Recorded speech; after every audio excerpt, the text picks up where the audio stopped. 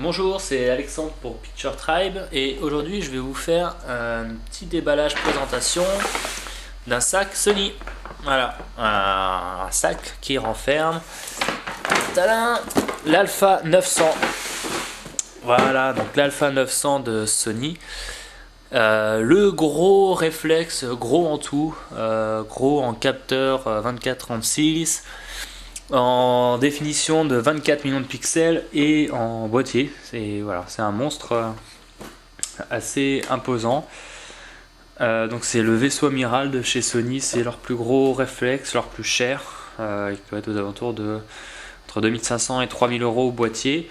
Mais vous avez une résolution qui est super importante de 24 millions de pixels avec un très bon capteur capteur 24-36 donc voici la boîte. Pas grand chose, bon, c'est une boîte en carton, toute simple, pas grand chose à dire, simplement c'est de couleur orange.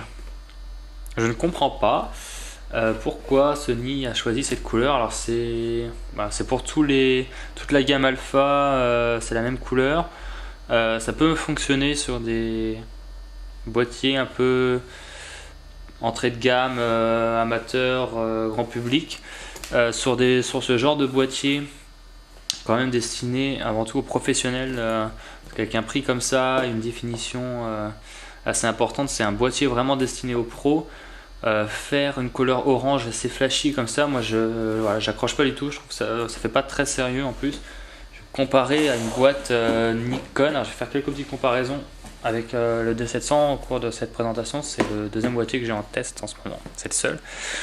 Voilà, on met les deux à côté. Enfin voilà, Nikon c'est quand même vachement plus classe. Ça a toujours été les mêmes boîtes, ce doré. Voilà, avec le petit D700 sur impression.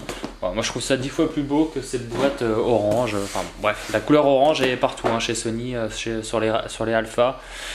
C'est la couleur des réflexes et bon, voilà. On ouvre la boîte. Donc bon, sur la boîte on va pas revenir dessus, les petites spécificités techniques. Un petit rappel des différents accessoires qu'on peut avoir. La boîte à blabla. C'est toujours pareil, je comprends pas pourquoi on a toujours autant de blabla, enfin pas spécifique à Sony mais dans toutes les marques, tous les boîtiers, il faut toujours qu'ils nous mettent une tonne de papier. Alors déjà c'est pas super écolo, donc ça c'est pas un bon point je trouve, marketingment parlant. On joue beaucoup sur l'écologie en ce moment et eux ils nous balancent une tonne de paplard qui en plus sur la plupart ne sert strictement à rien. Il suffit de mettre un CD comme il y a déjà là avec toutes les applications. Donc là vous pouvez retrouver les applications pour le transfert des images et des petits trucs. Il y a Remote Camera Control qui permet de travailler en mode connecté. Donc vous branchez votre appareil à l'ordinateur et vous pouvez le piloter intégralement de votre écran, régler le diaphragme, la vitesse. Donc ça c'est pratique. Voilà, donc tous ces papiers il suffit de les mettre en PDF sur un CD. Ça prend pas de place, c'est tout petit. Et voilà, ça marche très bien chez d'autres comme Apple. Vous avez un iPod maintenant, d'ailleurs vous avez même plus les CD, c'est que la machine dedans et c'est bien mieux, surtout que voilà, c'est des choses qui servent un peu à rien, c'est de la pub. La pub pour tous les accessoires Sony, une page complète sur les Dragon. Voilà, on s'en cogne un peu et ça sert strictement à rien. Un papier sur les objectifs. Donc avec un joli poster où ils nous mettent tous les objectifs qu'ils ont, regardez comme ils sont beaux, nos optiques.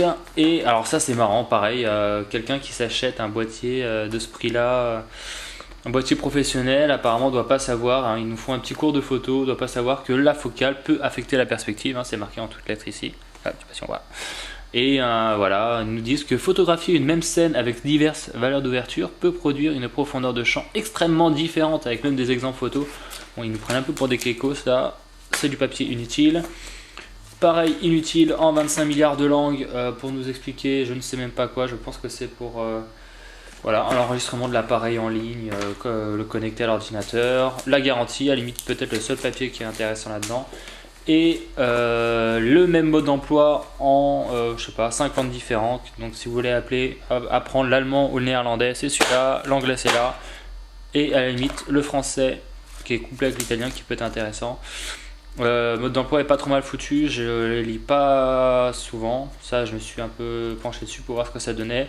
Par contre, c'est toujours aussi mal traduit. Je sais pas où c'est traduit, de Tchécoslovaquie, du japonais en français. Enfin, c'est un peu.